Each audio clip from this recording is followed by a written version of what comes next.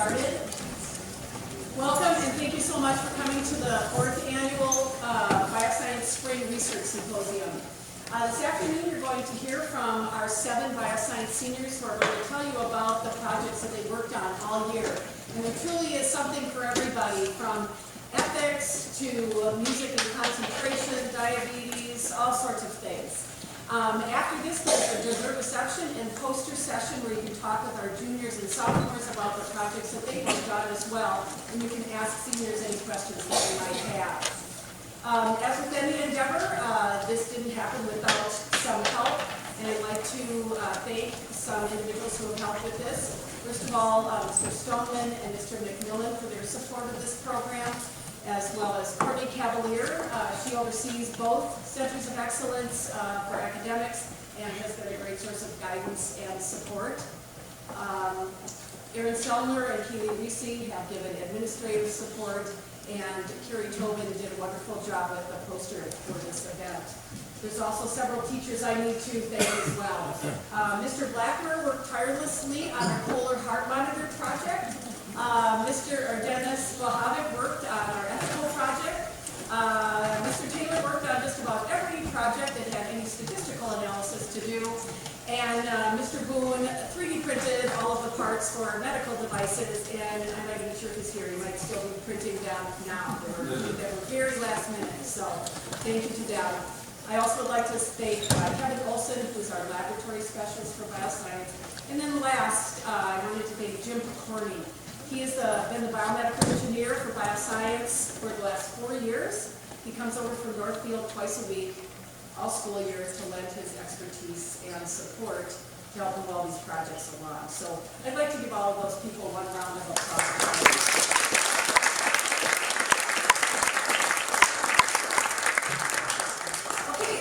We'll start with our first speaker is Dollar Pham. He's from Vietnam. He's been in the bioscience program for 2 years. Next year he will be going to Cornell College in Iowa, where he'll be studying biochemistry and molecular biology. And today he's going to be telling you about his idea for curing cancer. So Dollar.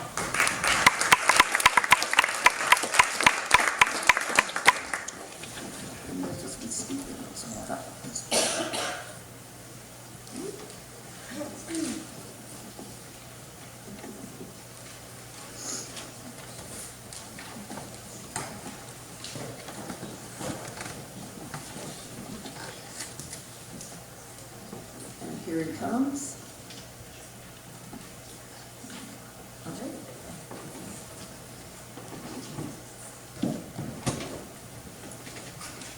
So hello, welcome everybody. My name is Dollar, and just to let you know, I didn't skip my senior skip day yesterday on purpose.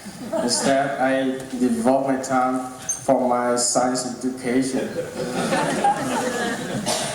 Well, today I'm going to talk about telomeres, the key to curing cancer. First, why should we care about cancer? As you can see on the graph right here, the number of new cancer cases will double from 2002 to 2030. And that is projected 20 million new cases of cancer in 2030. Also, although the death rate from cancer is decreasing since 1990, there are 370 deaths from cancer per 100,000 persons. Although the cancer death rate is decreasing, the cost associated with cancer treatment is skyrocketing. As you can see on the graph right here, it's skyrocketing. Before I talk further about my project, I need to give you some background information. As you know, our body is made of many different kinds of cells. For instance, brain cells, muscle cells, and skin cells. In each cell, there's a structure called the nucleus, which contains our chromosomes. Each chromosome contains our genetic informations in the forms of double strand of DNA. And I want to point out to you that at the end of each chromosome, there's a very special structure called telomeres.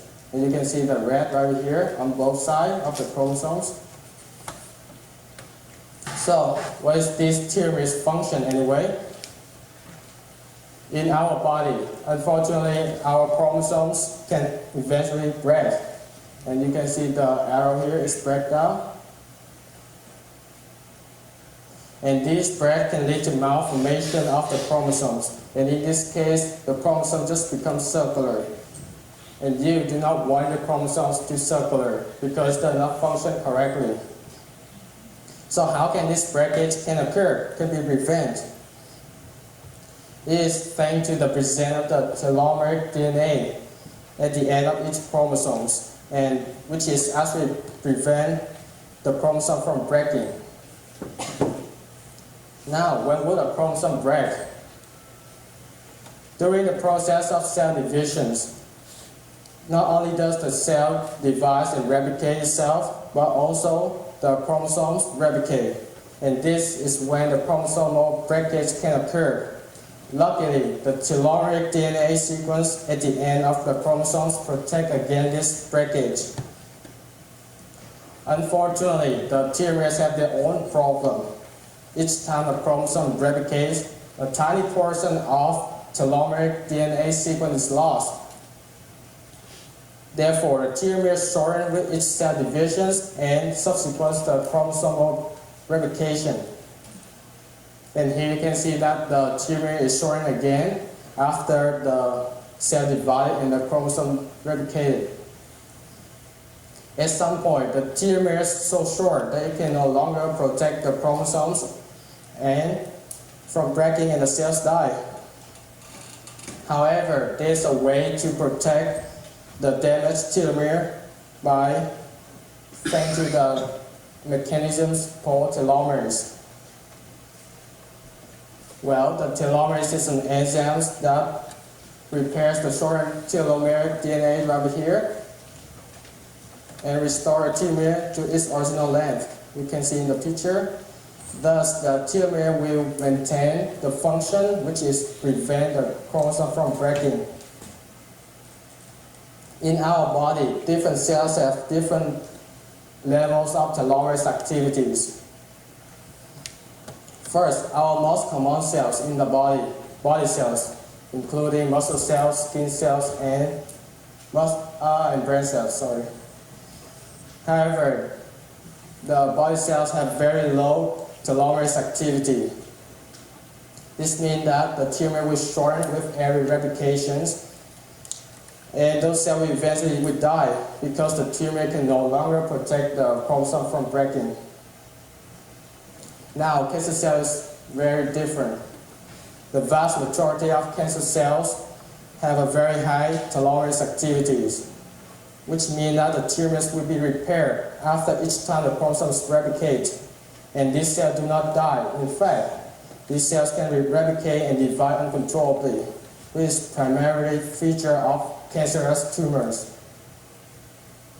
So my proposal is to cure cancer by specifically targeting the cancerous cells in the body and then inhibiting the telomerase activities. To specifically target the cancer cells, I would use glucose. Glucose is a sugar that all of the cells in our body use for energy. However, when compared to normal cells, the cancer cells use almost 20 more times glucose to produce energy for themselves. Therefore, one way to target cancer cells is to inject a glucose solution into the bloodstream. Cancer cells will take up the majority of glucose as compared to the normal cells. As you can see on this image here, certain X-ray technologies are able to visualize the increased consumption of glucose, and a large cancerous area can be seen in the lower left corner right here. Once the cell are targeted, my next step is to stop the telomerase activity. This could be accomplished by using a drug called imetelstat. This drug is the telomerase inhibitor. It actually binds to the part of the telomerase structure you can see right here and block its activity from repairing the telomere. To show you how the imetelstat works, here are the results of an experiment using this drug. In this experiment, mice with tumors were followed for 53 days. This mouse was not treated with imetelstat, the telomerase inhibitor.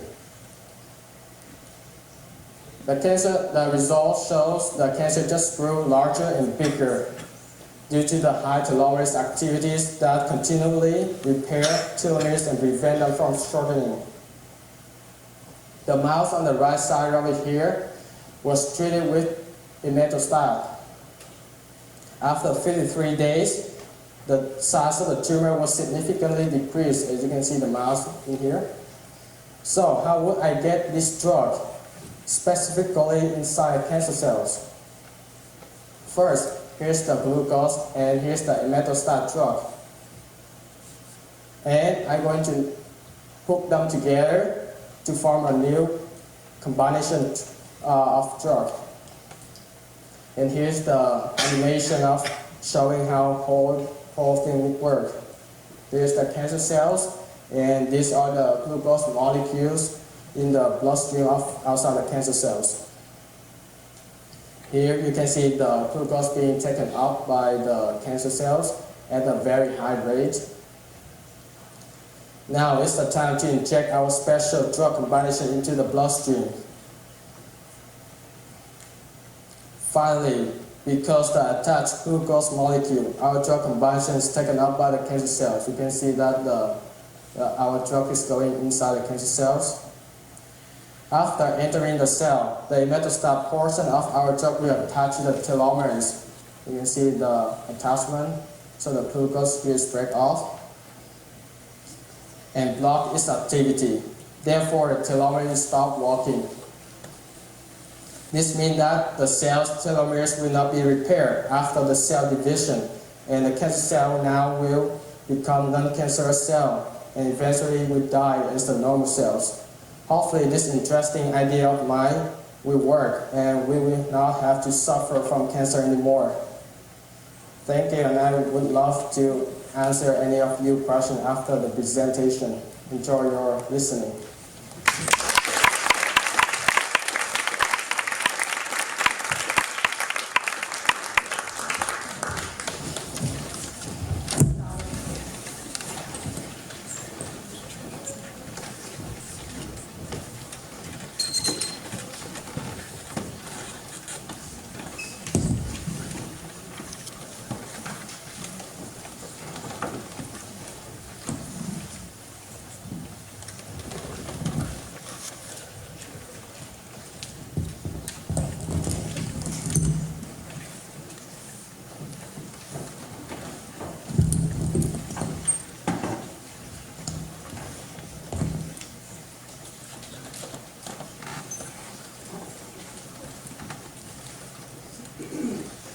Our next speaker today is Ding Yang.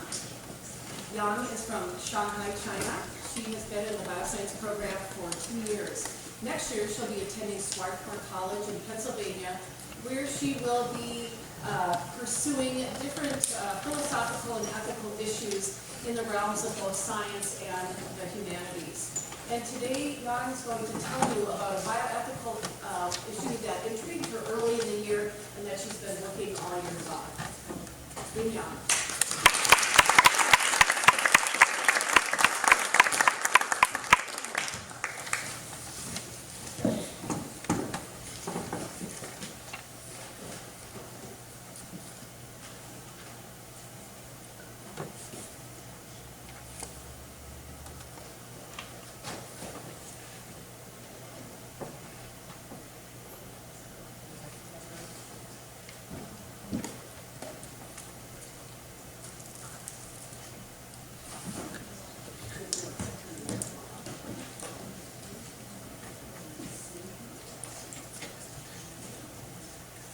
Hello.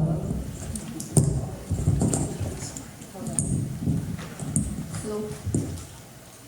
Hello. What? You're switching it on? She wants to use the microphone, I guess.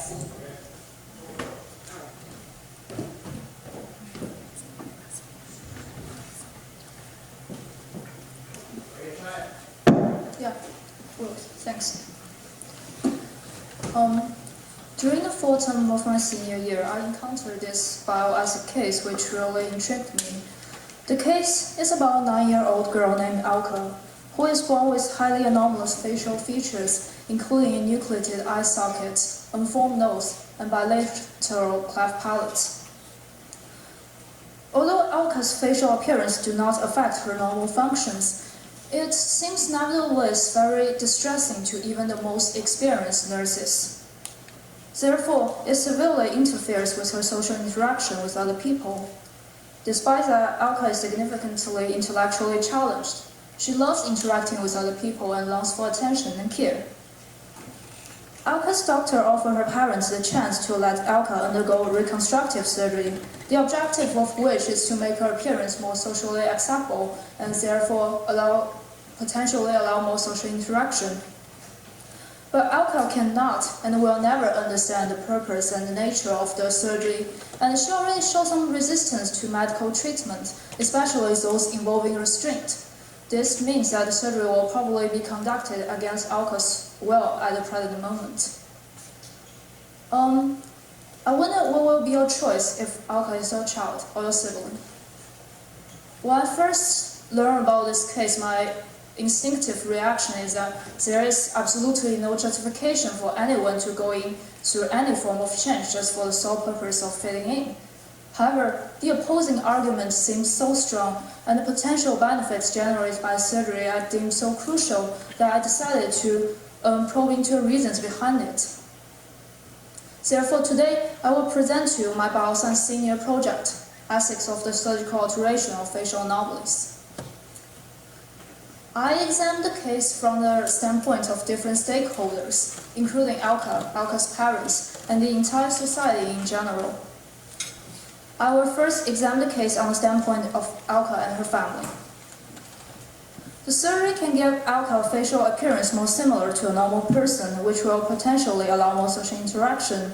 Nevertheless, the medical risks involving the surgery and the fact that the surgery will be conducted against Alka's will should not be ignored. In my study, I will first define the nature of the surgery that Alka could go through, then resolve to prove that social standard of normality can be changed. Surgery is not the only option for Alka to have normal social interaction with other people. The word plastic derives from the Greek word meaning the art of molding malleable flesh, and for the purpose of my study, I differentiate between medically necessary and medically unnecessary plastic surgery. An example of medically necessary surgery will be the correction of cleft palate. Infants born with cleft palate will have trouble in feeding and speaking later in their life. Therefore, it is necessary to correct this deformity as to avoid any further medical complications.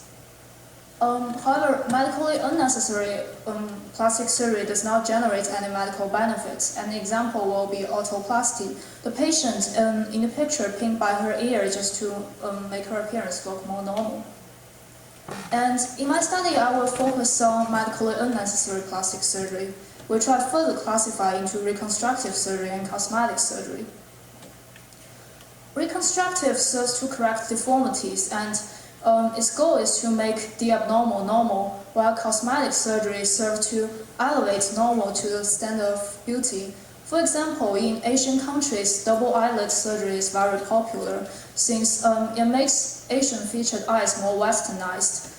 Although there's nothing abnormal with single eyelid, still double eyelid appears more to the prevailing standard of beauty. And in this case, the surgery the doctors offer to Alka's parents falls into the category of reconstructive surgery.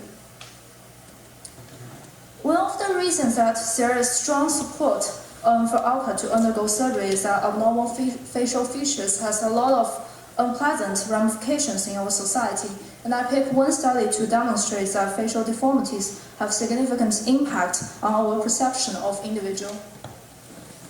In the study, 4 age groups of children were shown either corrected versions or uncorrected versions of children with anomalous facial appearance, and the results show that children aged 8 through 16 years old rated individuals with facial deformities as less popular, less friendly, less smart, and a less likely choice as a friend.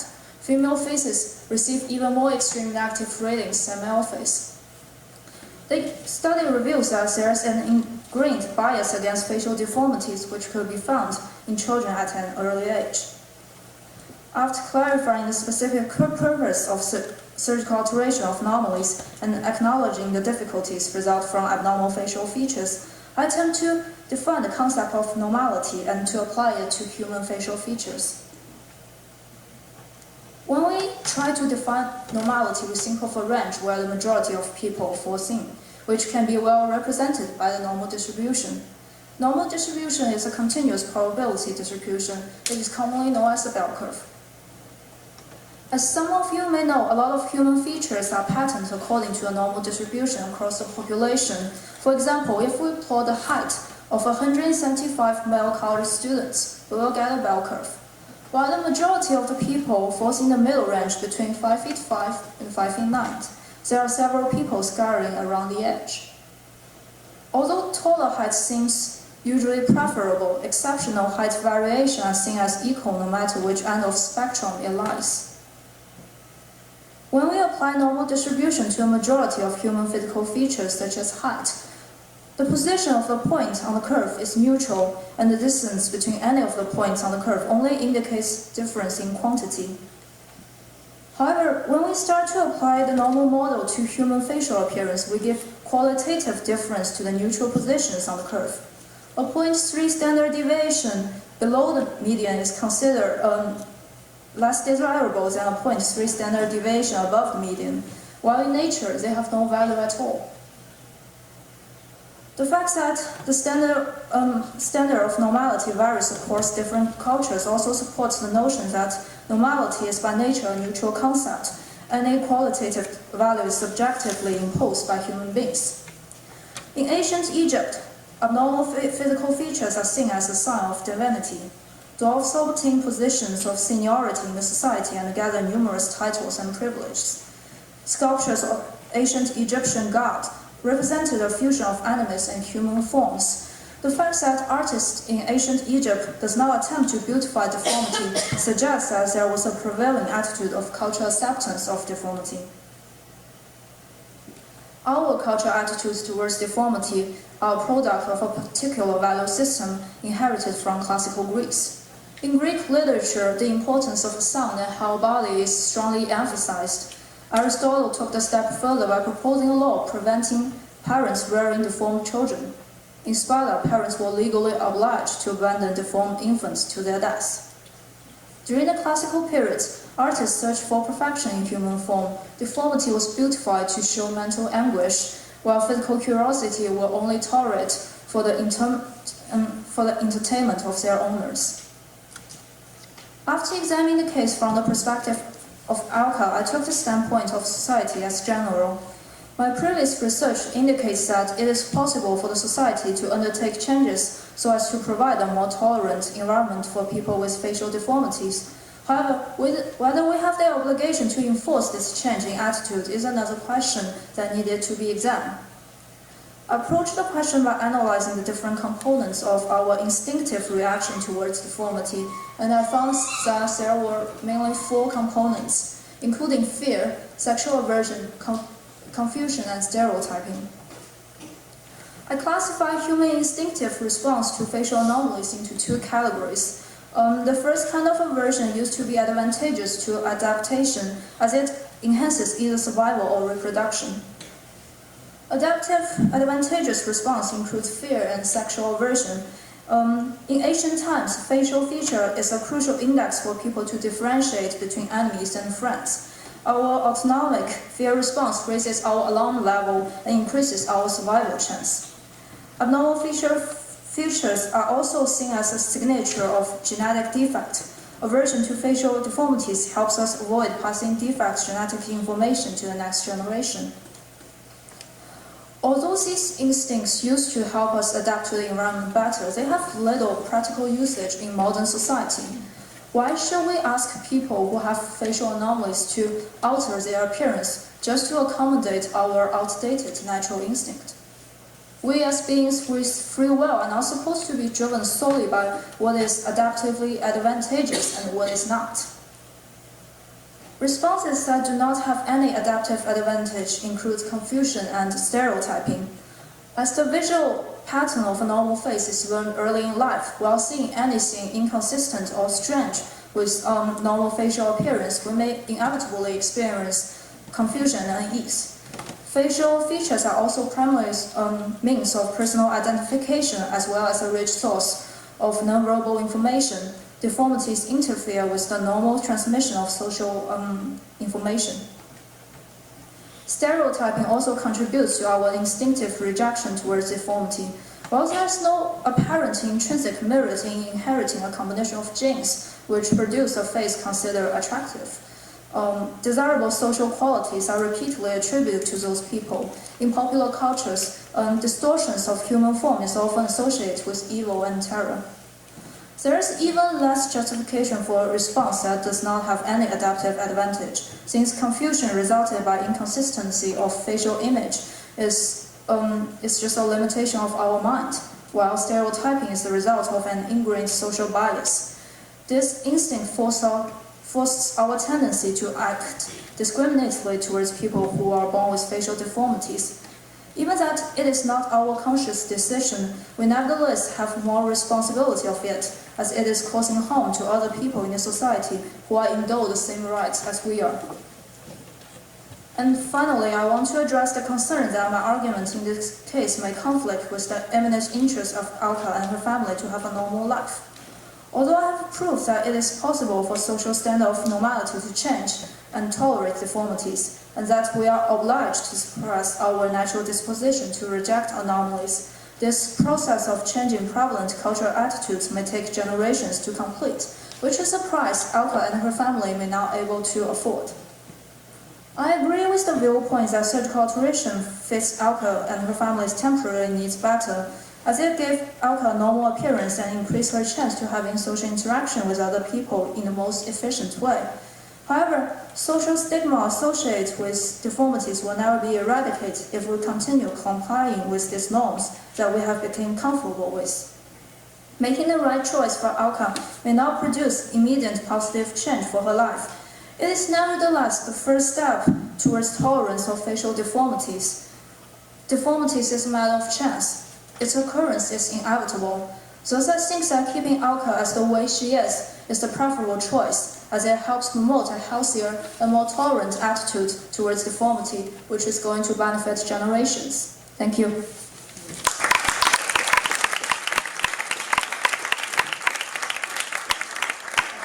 you have any questions or any thoughts, I would love to discuss it after the presentation during the posting session. Thanks.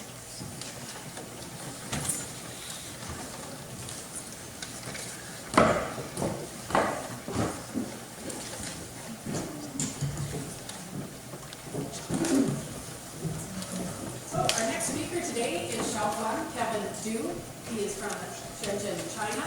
He's been in the BioScience program for 3 years now. Next year he's going to be going to Penn State to study biomedical engineering and business. And today he's going to tell you about an improvement he would like to make to a device that helps with allergic rhinitis. So,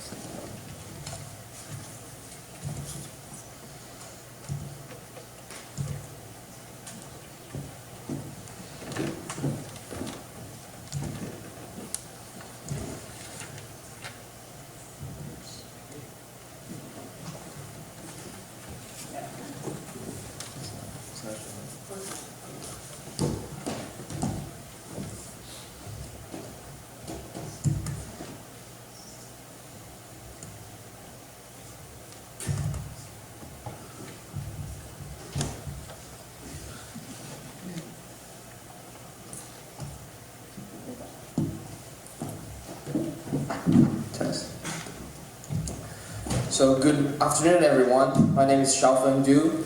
and I'm doing my BioScience presentation on improving the treatment of allergic rhinitis, an updated design of nasal filter. So before I talk about my medical device, I need to give you some background information. So what is allergic rhinitis? Let's start with some etymology. Rhino means nose, and itis indicates inflammation.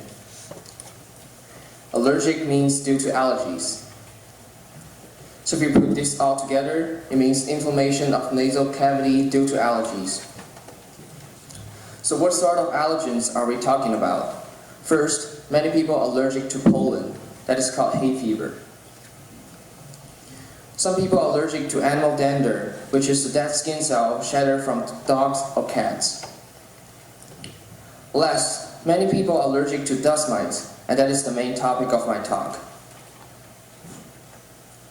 So dust mites usually hide inside fabric products, for example, your pillow.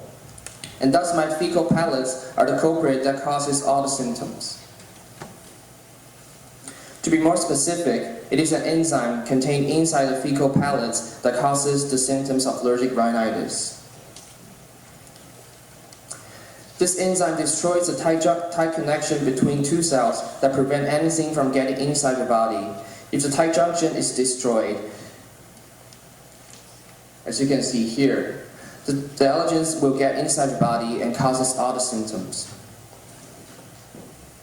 Some symptoms of allergic rhinitis are sneezing, runny nose, and nasal congestion. So why should you care about this? First of all, there are 60 million people in the United States who suffer from allergic rhinitis. In fact, more people suffer from allergies and asthma than for all these other diseases combined. Next, the economic impact for treating allergic rhinitis is immense, with a total yearly expenditure in billions of dollars. In addition, most people who suffer from allergic rhinitis report a significant decrease in their quality of life. 85% allergic rhinitis patients report feeling tired, and 60 of them saying they are miserable. So what are the current treatment of allergic rhinitis? The most common treatment is antihistamines, which work by stopping your body's reaction to whatever you're allergic to.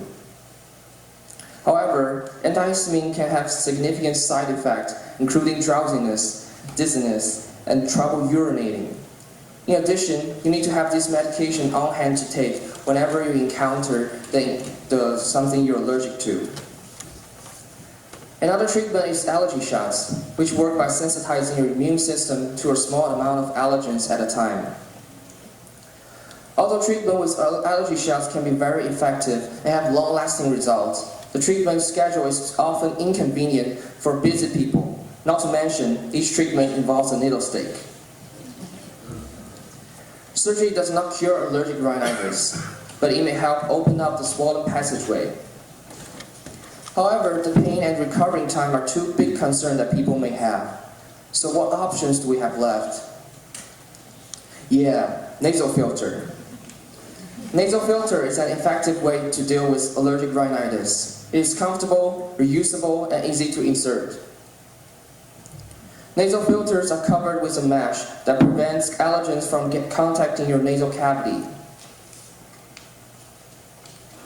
However, this design still has many defects. First is a little clip between two nostrils.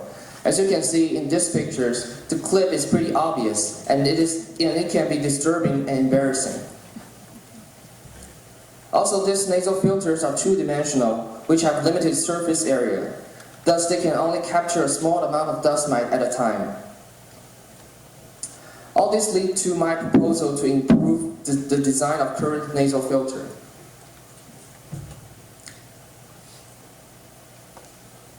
My first design goal is to make it less noticeable. So I designed many little feet around my nasal filter in order to place the nasal filter inside the nostril so people won't see it. And here's a prototype of my nasal filters. Next design goal is to increase airflow and increase capacity to filter out allergens. Two-dimensional nasal filters on the market now have surface area equal to a circle, which is pi r squared.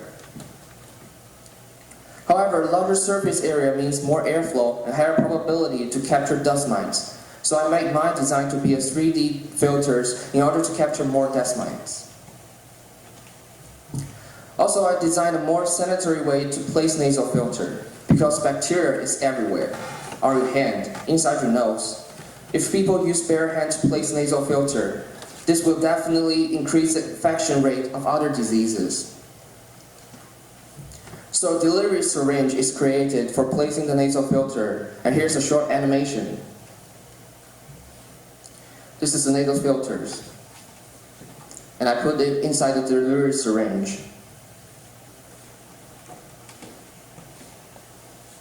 And this will pop out.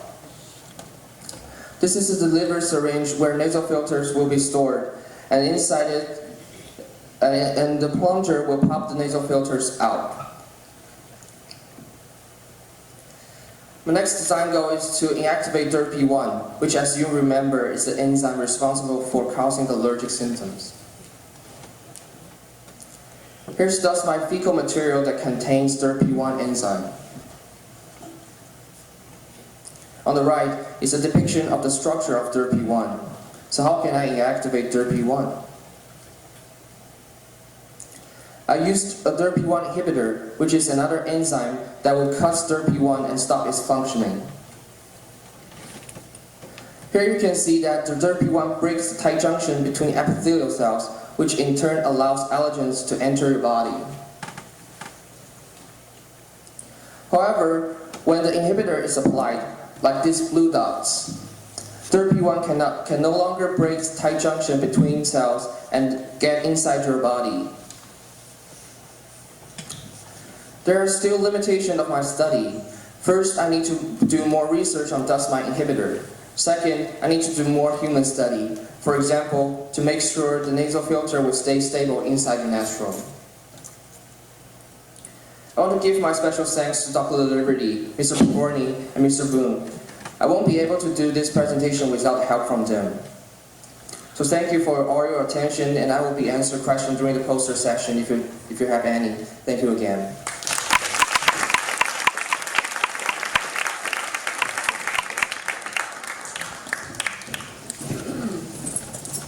I thought I'd just invite you to stand up for a second if it's been long yet while I change posters here.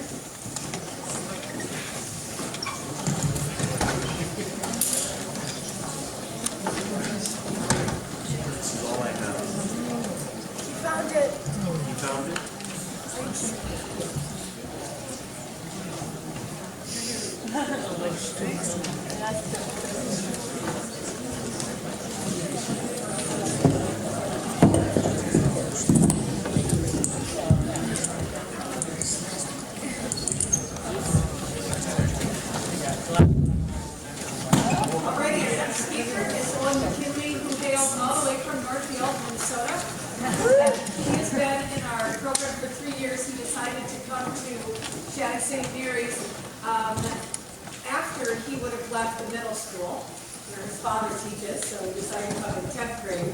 But he's been here for 3 years. Next year he'll be going to Grinnell College in Iowa, where he will be, in his words, partaking of the vast opportunities offered by the liberal arts education.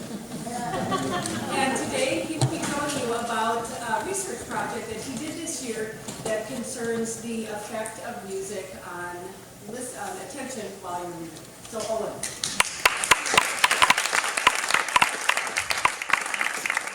Can everyone hear me? Okay, great. Okay, so like you said, my name is Owen McKinley, and I did my project a little bit differently. I did a research study on measuring the effect of music on attention using a portable EEG.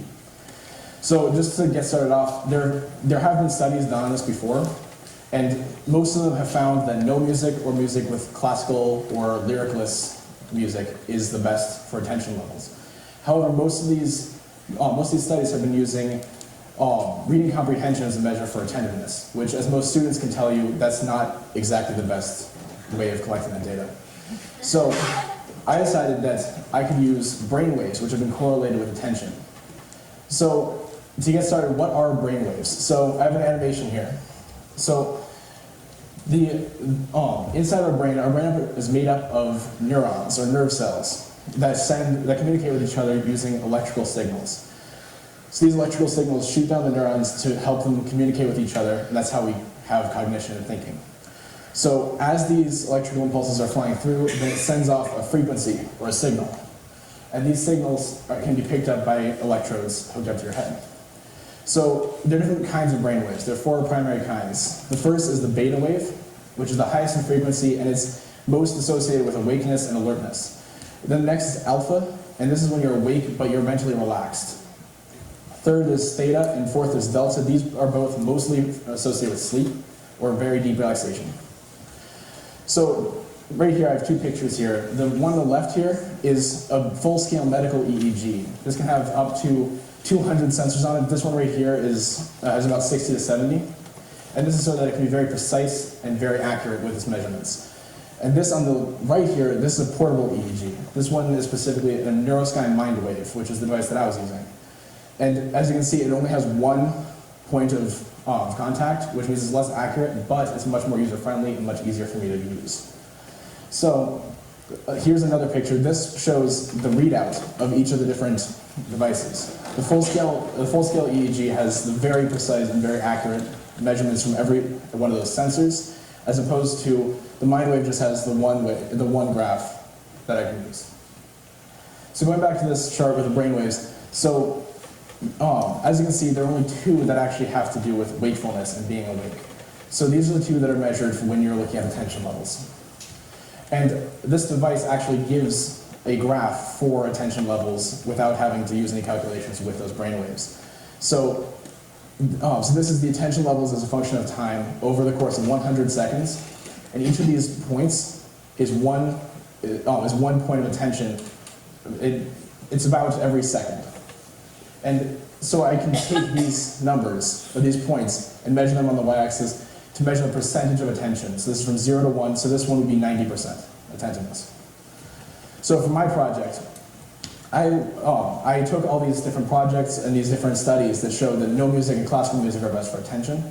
And I wanted to scrap the part about using reading comprehension as a measurement of the attention unit, but I wanted to confirm the results using brainwaves to measure attention. So my hypothesis was that attention levels while reading will be highest when an individual is not listening to music, and that then breaks into no music will be better than instrumental music, which will be better than lyrical music. So I gathered subjects who were middle school girls. I wanted to control for the variables of age and the variables of gender. So I chose 7th through 9th grade girls. And I couldn't control any further than that because otherwise I would have narrowed my population way too low and not have had very good data. So this is each subject would undergo 2 different sessions, 2 different readings. And one of them would be with music and one of them would be without music. So each subject would be their own control, which is important for the study because brainwaves are different for everyone. Everyone has different brainwaves. So I started out with 12 middle school girls, and I broke them into 2 sections. One with 5 subjects who listened to without music, then with music, and then 7 subjects who would do the opposite. And before anyone thinks of anything, I realize this is not split in half. That's just the way that it worked. But so I then split them into 2 more groups, which was lyrical music and non-lyrical music. And as you can see, this breaks into 6 and 6, so it's fine. So this is just a sample of the different songs that I used for each reading. If you want a closer look at that, I also have this downstairs afterwards in the poster session. So again, going back to this graph, this is exactly what I see on my computer when I use the MindWave. So I can take pictures of this and then see each individual point and use those values to find the average or the mean. So then I take all those means and I can take the subject number, which is, there are 12 of them, attached to the fact that I have all of the means. So I have the mean from no music and the mean from music, and I would take the difference. And once again, the difference is the important part because they're their own controls. And so the question now is, are these differences that I just talked about due to the effect of listening to music, or are they due to just random chance? So I had to use a t-test for 2 dependent means, or 2 dependent means. And so if the number that I get is less than 0.05, then the music affected the attention level one way or the other. If it's greater than 0.05, then it's inconclusive. Okay, I got like a drum roll, please? Okay. 0.16. So it was too high, it was inconclusive. But the next question is, what happens if I look only at lyrical music? Because again, I had two hypotheses. 0.13, so a little bit better, but still not significant. However, again, instrumental music. Can I have another drum roll? 0.45 is the worst of them all. In fact, a p-value this high basically means that it's almost definitely due to chance and not due to my project. So it's inclusive, again. But just because something is inclusive doesn't mean that we can't draw anything from it. So there is sufficient evidence to conclude that listening to music while reading affects attention levels as measured by brainwave activity. But this means that there are implications. There are no indications that students or workers should stop listening to music, but there are also no reasons why they should start. Okay, so I do want to follow up with this, and I want to do further studies, especially with a larger population, because that was the biggest problem with this, is that I only had about 12 students. And I would also like to do it with a research-grade EEG so I can collect those more accurate and more precise samples. So special thanks up here, and if anyone has questions or if they want to see the device in action, then I'll be downstairs with a poster session after this. Thank you.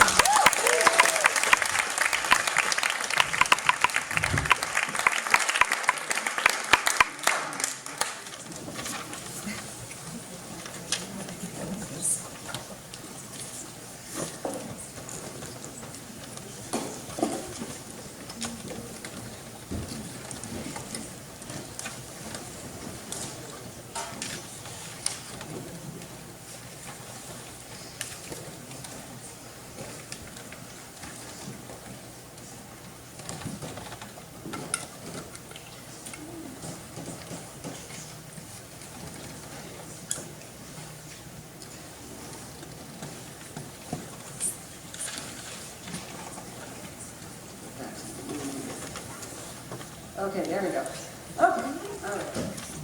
Our next speaker is C.K. Christy Setting, and she's from Hong Kong, and Christy has been in our program for 2 years. Next year she'll be attending the University of British Columbia, where she is going to be exploring science further to decide where this interest is going to take her. And Christy is going to tell you this afternoon about a device that she decided to design with the inspiration of her grandmother in mind. So Christy.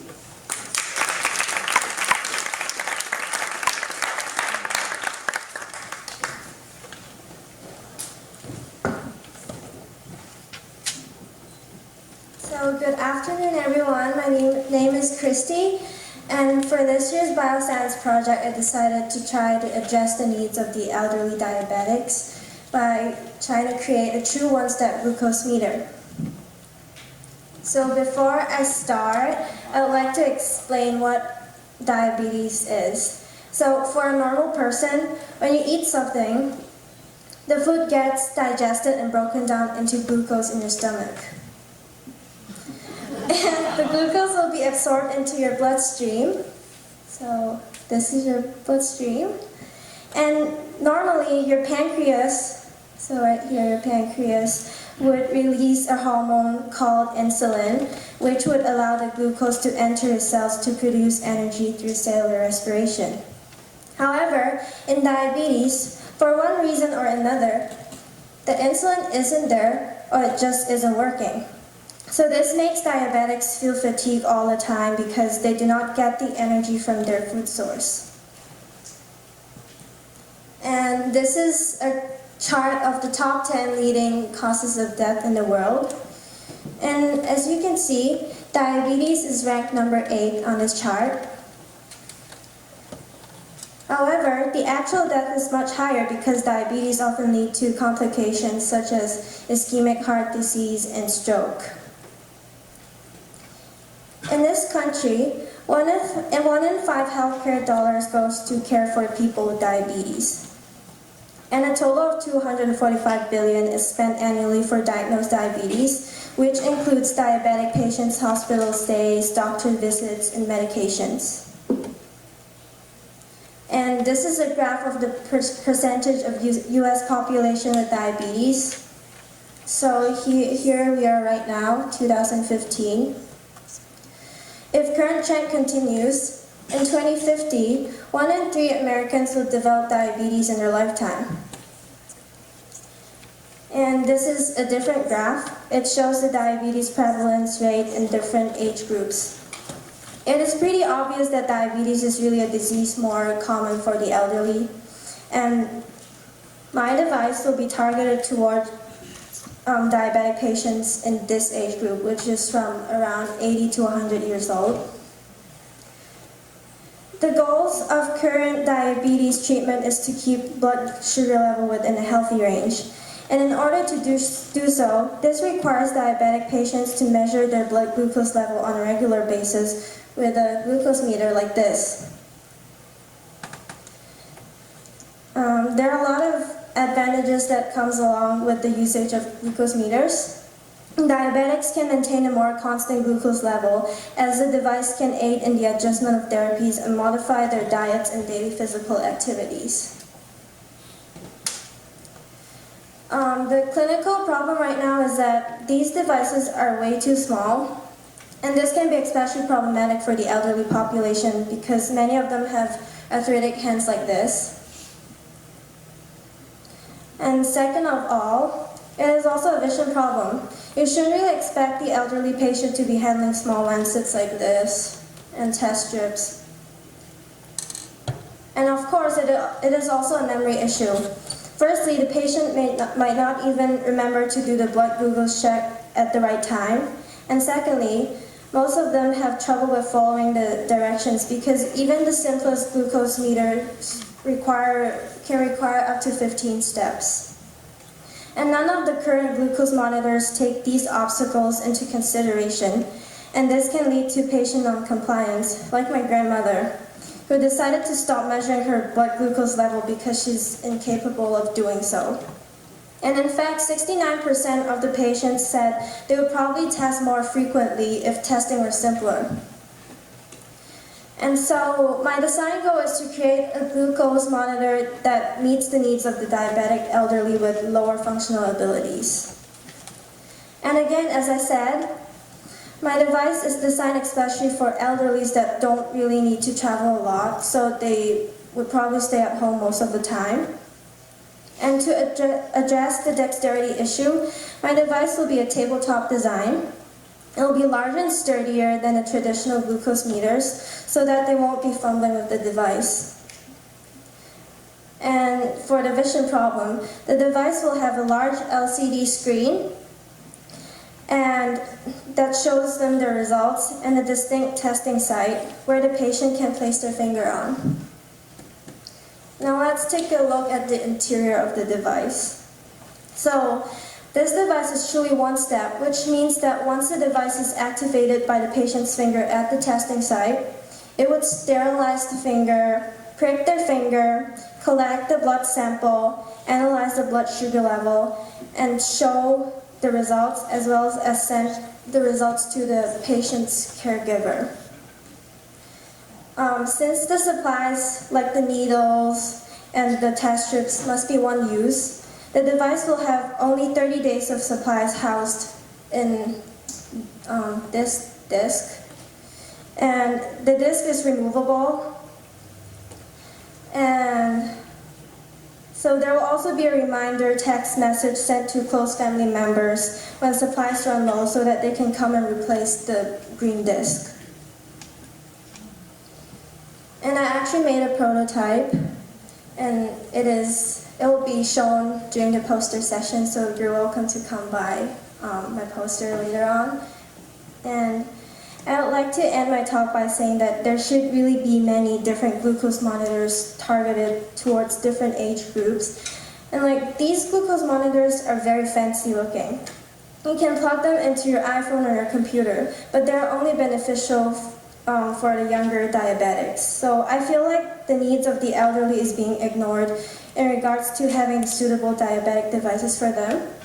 So I hope my device is going to address their needs and that my grandmother hopefully will start measuring her blood glucose level again. Thanks for listening.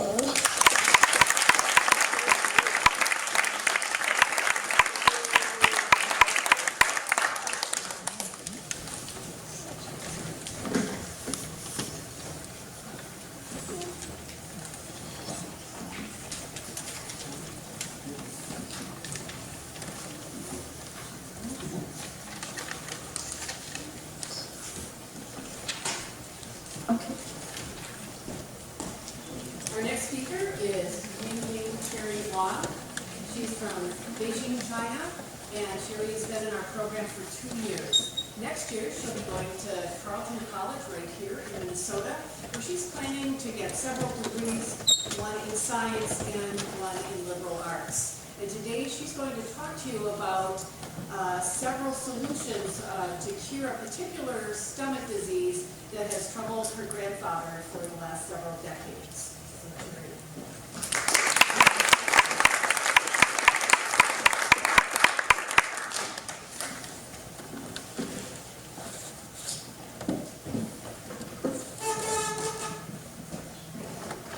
Hi everyone, my name is Cherry, and I'm going to introduce my project to you, curative treatment of atrophic gastritis. The reason why I'm doing this project is because of my grandfather, who had experienced stomach problem for over 20 years, and he's currently diagnosed with atrophic gastritis. So let me give you some background of atrophic gastritis. Gastritis, what is gastritis? Gastro means stomach, and it's shown in the right circle. Itis is inflammation, so together it means the inflammation of the stomach lining. So for atrophic, it literally means to waste away. And in this illustration of bicep muscles in the upper arm, we can see atrophic muscle has changed both size and shape from the normal muscle, that is due to disuse or degeneration of cells. Our stomach lining has 4 layers, and the first layer is called mucosa, and sits right there are gastric glands. And gastric gland is responsible to secrete gastric juice that help us to digest food. And in the context of atrophic gastritis, atrophic means those glands are gone.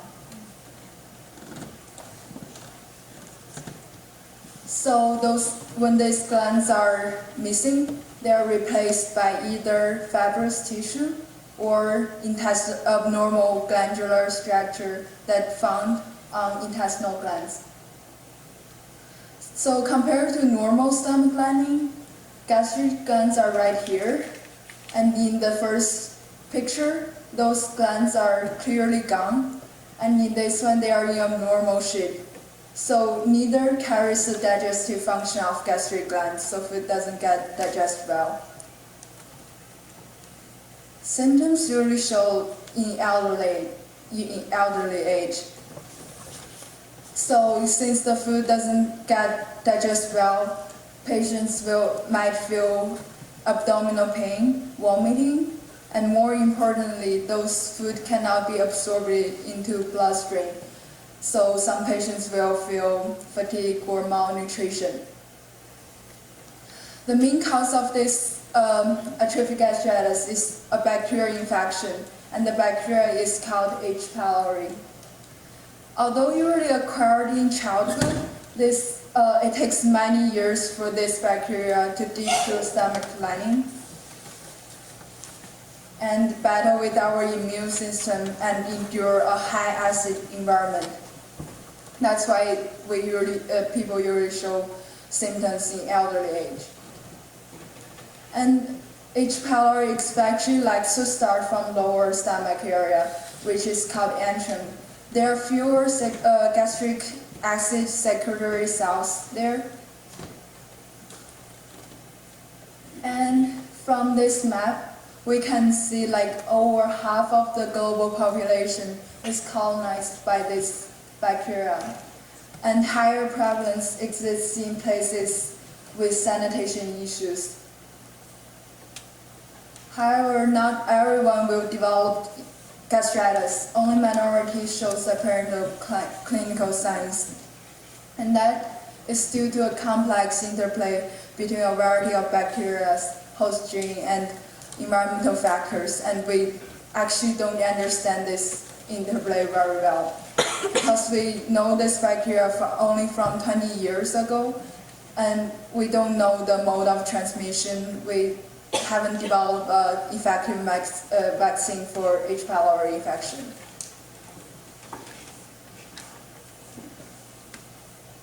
As for atrophic gastritis epidemiology, the exact frequency is actually unknown because it usually shows symptoms late, and gastritis is a process. Atrophic gastritis is the end stage of gastritis, and it's the stage before cancer. However, there are many stages of gastritis before it. It's hard to clearly differentiate the frequency between them. And atrophic gastritis affected gender equally. Hispanic and East Asian people are especially vulnerable to atrophic gastritis. So the diagnosis of atrophic gastritis can be done by this instrument called endoscope. Physicians can insert this tube into patient's mouth and thread it into stomach so that they can actually see the stomach lining. And then they can remove a piece of tissue that is called biopsy to later examine under microscope and to confirm their decision whether it's atrophic gastritis. And current treatments aim to eradicate infection and relieve symptoms. So antibiotics, PPI drugs, and probiotics are used. Like many other patients, my grandpa has used all three of them, but complained to me that none of them would cure the disease, and there's no curative treatment for atrophic gastritis now.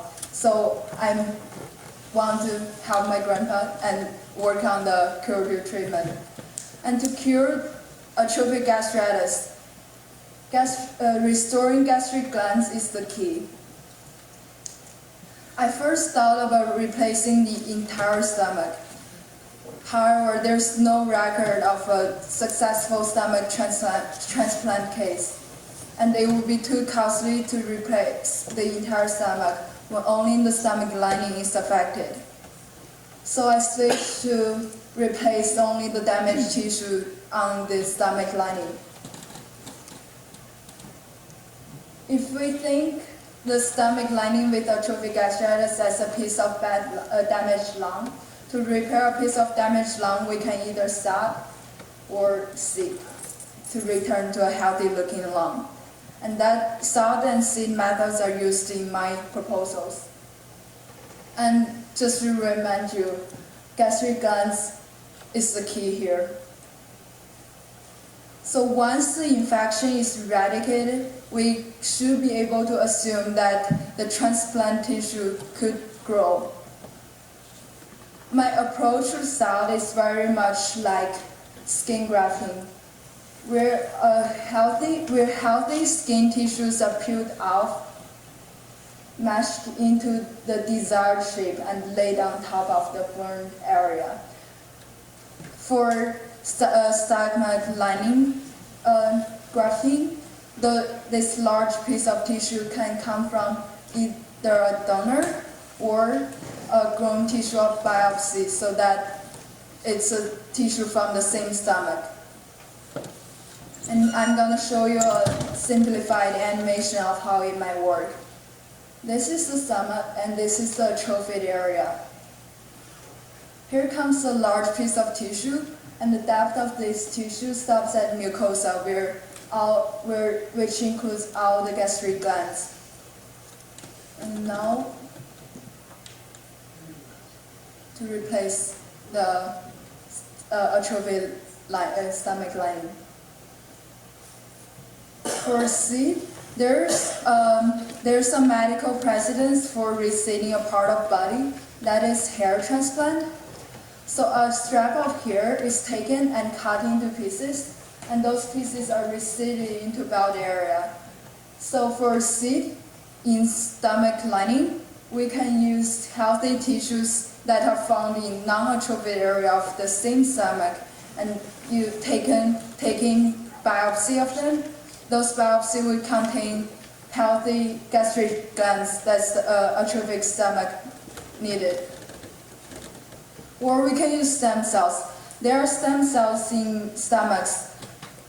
If we can harvest them and give it a certain environment to make them turn into gastric glandular cells and reseed them back. However, it's really hard to find those stem cells, and they are not seen under microscope. So I'm going to show you implantation animation of transplanting healthy tissue under microscope wheel. So this is the stomach with atrophic lining under microscope. And here comes a small piece of biopsy that's taken from the same stomach. And it's seated into atrophic area. We're hoping after a period of time, those atrophic stomach would regrow back to the healthy looking stomach lining again. So my conclusion for my proposals would be SOT method should work for gastric glands that replaced by intestinal glands, and SID method should work for those replaced by fibrous tissue. Since my proposals are on theory and based on current knowledge, I'd love to bring my ideas to gastric professions for them to review. And if possible, bring my ideas to lab and test on human patients. And special thanks to Dr. Liberty and Mr. Pokorny. And thank you all.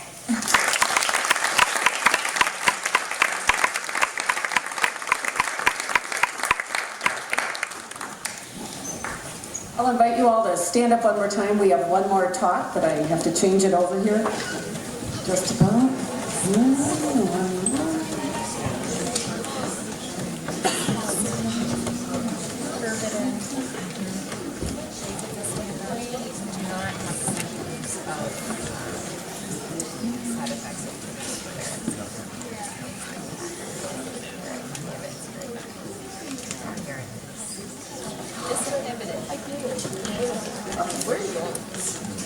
Okay. Grace is still trying to You can put it right up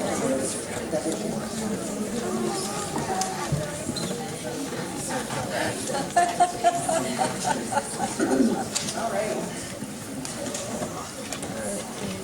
Our final speaker today is Rachel Villalta, and Rachel is from Ontario, Canada. And she has been a member of the BioScience program as well as the Soccer Center of Excellence for the past 3 years. Next year, she will be attending the University of Buffalo in New York on a soccer scholarship, and she will also be continuing to pursue her dream of becoming an oral surgeon. And today, Rachel is going to talk to you about a new dental device that she has designed. Rachel?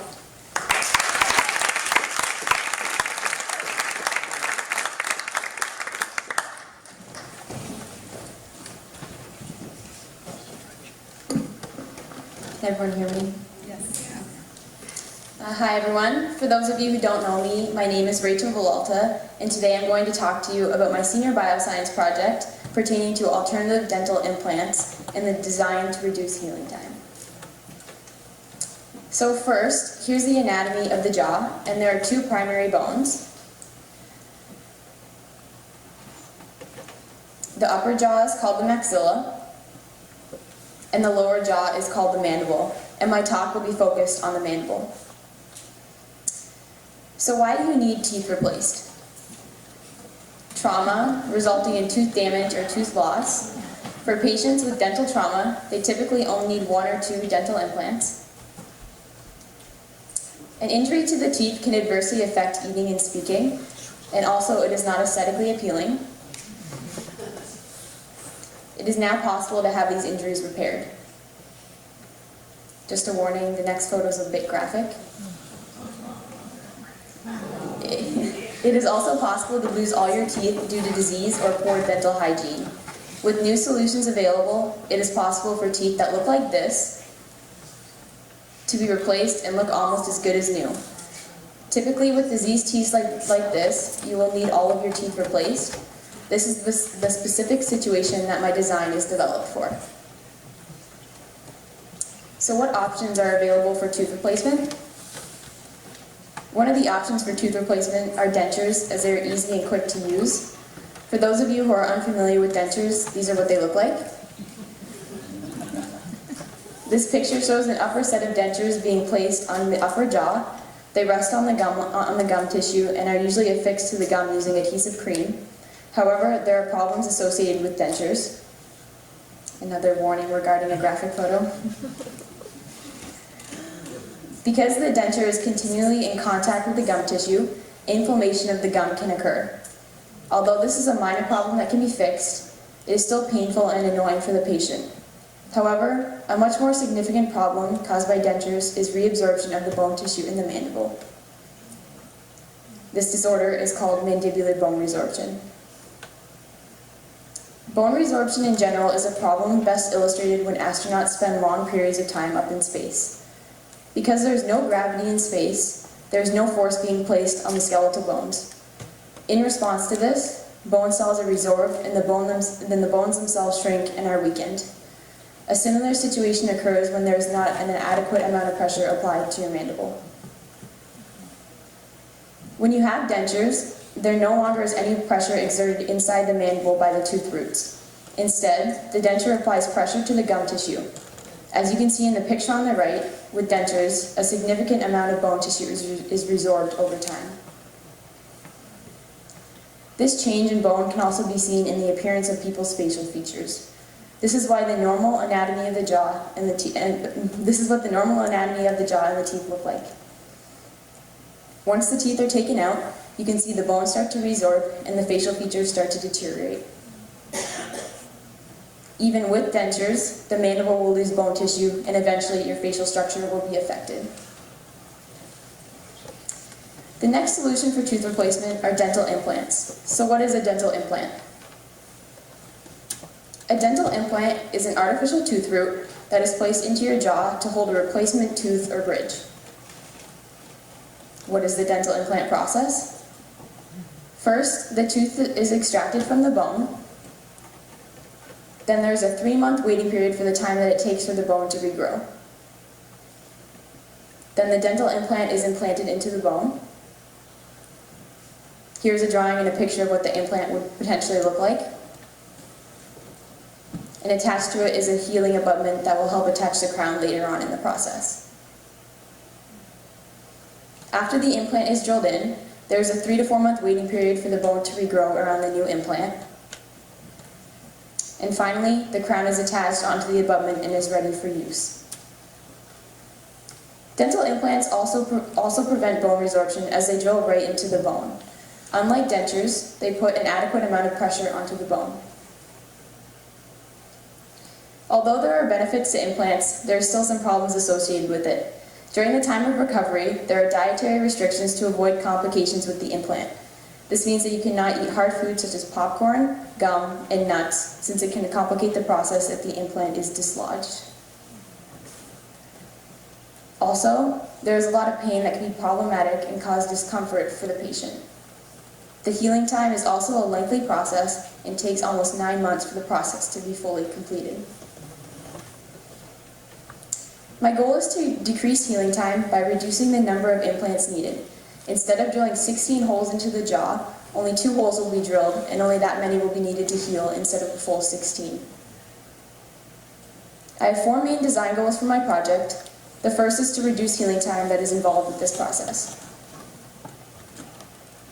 The second is to provide adequate bone pressure to prevent bone resorption.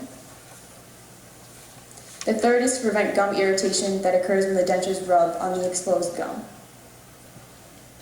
And finally, to provide a functional and usable tooth. The first design goal is to decrease healing time. The idea with this is by drilling holes into the jaw for only 2 implants instead of drilling 16 holes, It will be possible to speed up the healing time as there is minimal invasiveness in the job. Here is a picture of what the metal implants would look like attached to the metal band. Notice there are only 2 implants instead of multiple ones in a regular procedure. And this is what the band looks like when it is finally inserted into the mandible. The second design goal is to prevent the bone resorption that can occur with dentures. By implanting the metal posts into the bone, it is possible to apply pressure within the mandible, and this prevents bone resorption. The third goal is to prevent gum irritation that results from dentures. Originally, dentures are placed on top of the gum line, but by inserting the band underneath the gum line, this takes away the potential for irritation on the gum.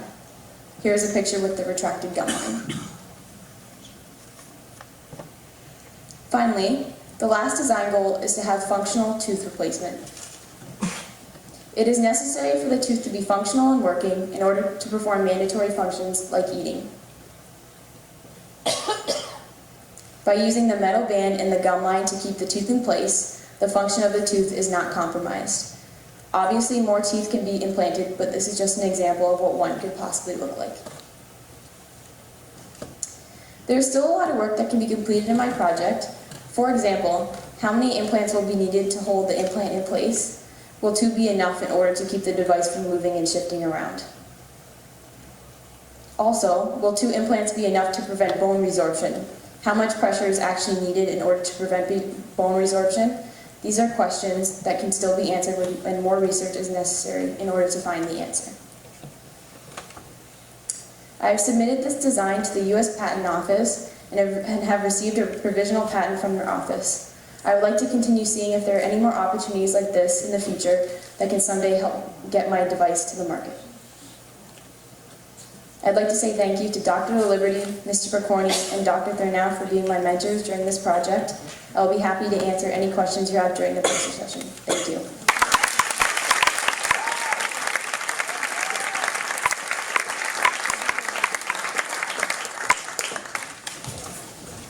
All right, well, I hope you found something interesting to learn about in that, and I would invite all of you to just go right downstairs, and we have our dessert reception and our bioscience students.